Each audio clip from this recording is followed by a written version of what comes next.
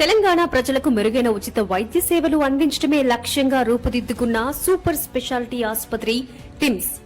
ఈ ప్రతిష్టాత్మక ఆసుపత్రికి సంబంధించి తెలంగాణ ప్రభుత్వం ఒక కీలక నిర్ణయం తీసుకుంది. మాజీ ముఖ్యమంత్రి డాక్టర్ మర్రి చెన్నారెడ్డి సేవలకు గుర్తింపుగా ఆయన పేరును ఈ ఆసుపత్రికి ఖరారు చేస్తూ జీవో జారీ చేసింది.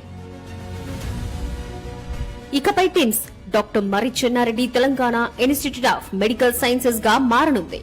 అత్యాధునిక సాంకేతికతతో 15 ఎకరాల విస్తీర్ణంలో 12 లక్షల చదరపు అడుగుల మేర ఈ 1000 పడకల సూపర్ స్పెషాలిటీ ఆసుపత్రిని మెగా ఇంజనీరింగ్ సంస్థ వేగవంతంగా నిర్మించింది.